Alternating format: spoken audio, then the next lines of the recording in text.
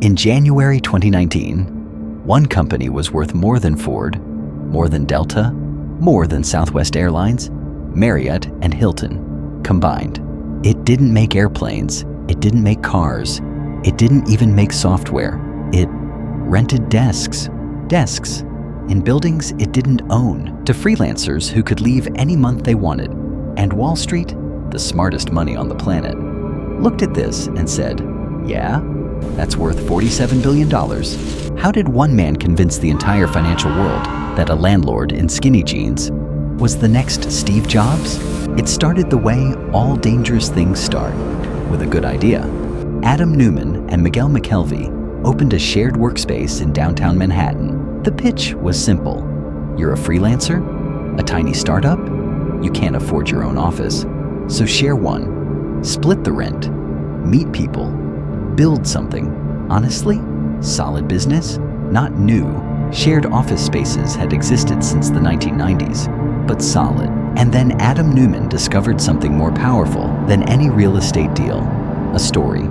He stopped saying, we rent office space. He started saying, we elevate the world's consciousness. Not joking. That's a direct quote from the company's IPO filing. Elevate the world's consciousness. And here's where it gets wild. People bought it. Not just wide-eyed 23-year-olds in Brooklyn. We're talking JP Morgan, Goldman Sachs, and the biggest check writer of them all, Masayoshi Son, the CEO of SoftBank, who poured over $10 billion into this company after a 20-minute car ride with Neumann. 20 minutes. At its peak, WeWork had 800 locations in 124 cities. It was the largest private tenant in New York, London, and Washington, D.C. Adam Neumann was cashing out hundreds of millions in personal stock. He bought a $35 million house, then another one, then a $60 million Gulfstream G650 jet because, and I quote, it allowed the company's positive energy to travel. From the outside, it looked like the future, glossy, unstoppable, a rocket ship. But under the neon signs and the kombucha taps, this company had never made a single dollar of profit. Not one, not once, not ever. The rocket ship didn't have an engine. It was just falling with style. But before we understand how everything collapsed, we need to understand a dirty little trick called the tech valuation multiple. Here's how it works. Meet Lucy. Lucy makes lemonade. She buys lemons for 50 cents, sells a cup for $1. She clears about $500 a year. A venture capitalist walks by. He looks at her profit margins, her growth potential, her customer base, all 12 of the neighborhood kids, and says, I'd value this business at maybe $2,000. Fair, reasonable, 4 times her annual earnings. That's a standard valuation multiple for a small, boring physical business. Now watch what happens. Same lemons, same water, same sugar, same 50-cent cost.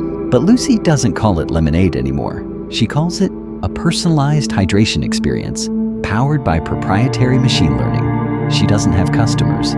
She has a community. She doesn't have sales. She has monthly recurring engagement. And suddenly, that same $500 a year lemonade stand isn't valued at 4 times earnings anymore. It's valued at 100 times revenue, 200 times revenue, because it's not a lemonade stand now, it's a tech platform. That is exactly what WeWork did. Strip away the app, the mission statement, the barefoot CEO talking about consciousness, and you had a company that signed long-term leases on buildings and rented them out short-term. That's called a sublease. Your landlord does it. It is, and I cannot stress this enough, not a technology.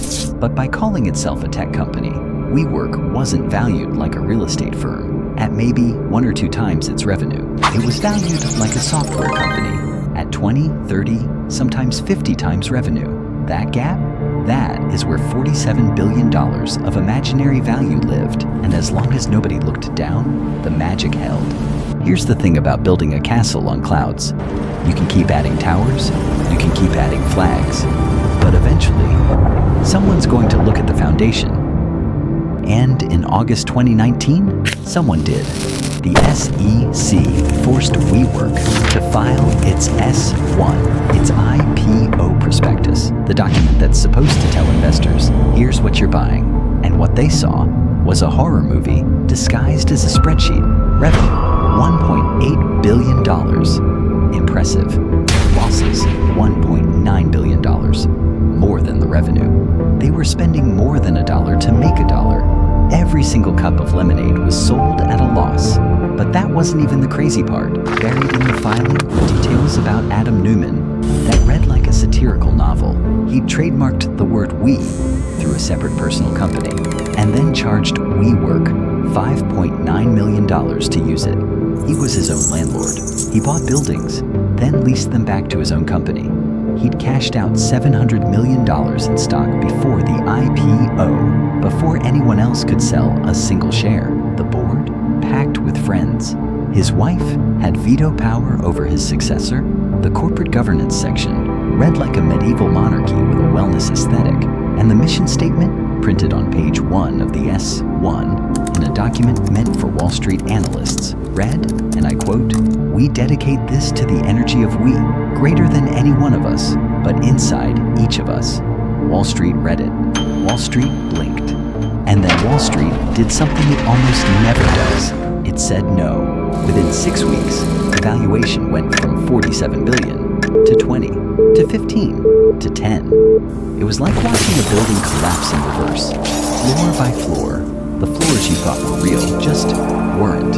The roadshow was a disaster. Bankers who'd promised a $65 billion offering couldn't find buyers at $20 billion. The man who was supposed to be the next Steve Jobs was suddenly just a guy with debt. The media, the same media that had printed puff pieces for years, smelled blood. Headlines turned overnight. And behind closed doors, the man who'd started it all, the prophet of Wa, was reportedly walking around the office, tequila in hand, telling employees that everything was going to be fine. But it wasn't going to be fine. It was about to get so much worse. September 2019. The IPO is dead.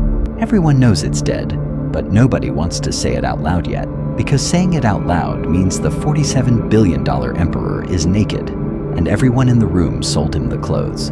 SoftBank, the Japanese conglomerate that had pumped over $10 billion into WeWork, was panicking.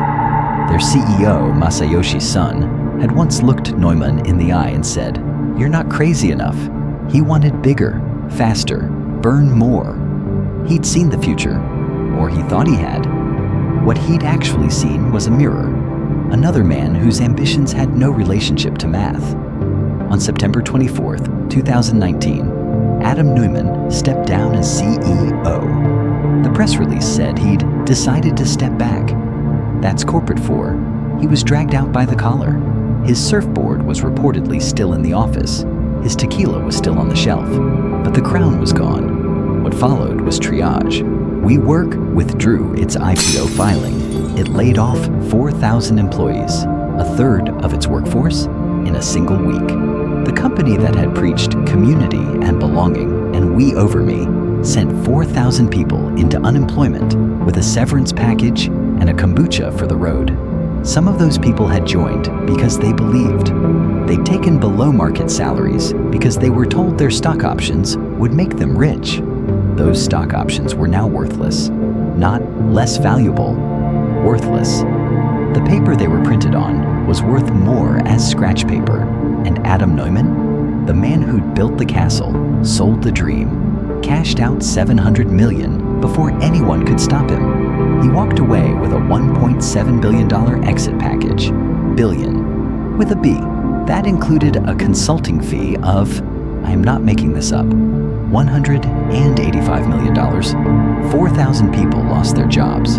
One man got $1.7 billion for losing theirs. That's not a collapse. That's a heist. By November 2019, the company once valued at $47 billion was worth $8 billion. By 2023, it filed for bankruptcy. The final valuation? Zero. $47 billion of value. Gone. Not misplaced, not redistributed.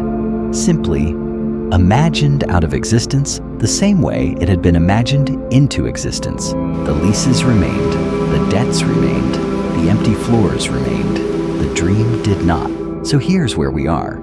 Here's what actually happened when you strip away the documentaries, the podcasts, the memes, and the Jared Leto series nobody asked for. Adam Neumann got $1.7 billion. He now lives in a multi-million-dollar compound. He started a new company. People gave him money again because in Silicon Valley, failure at scale is just another word for experience. Masayoshi Son lost roughly $11 billion on WeWork. He described it as foolish. That was his entire public accounting. One word, 11 billion. Foolish. SoftBank, which had told the world that WeWork was the next Alibaba, quietly wrote down the investment. They moved on. They always move on. The fund is too large to feel pain at human scale. The 4,000 laid off employees, they got severance. Some bounced back, some didn't. None of them got a consulting fee. None of them got called visionary on the way out. The system worked exactly as designed, just not for them. And here's the thing I keep coming back to. The thing that makes this story more than just a corporate autopsy. Nobody went to jail. Nobody was charged with fraud. Technically, nothing illegal happened. The valuation wasn't a crime. The self-dealing wasn't prosecuted. The stock cash-out wasn't insider trading. Everything Adam Neumann did was within the rules of a system that has very, very generous rules for people at the top. That is the real lesson of WeWork. Not that one man was greedy, not that investors were gullible, but that the system, the machinery of venture capital, IPO hype, tech multiples, and founder worship, the system worked exactly as designed. And in that design, there is no we. There is only who gets out first. The lemonade stand, it's still there. Same lemons, same sugar, same 50-cent cost. But nobody's calling it a platform anymore.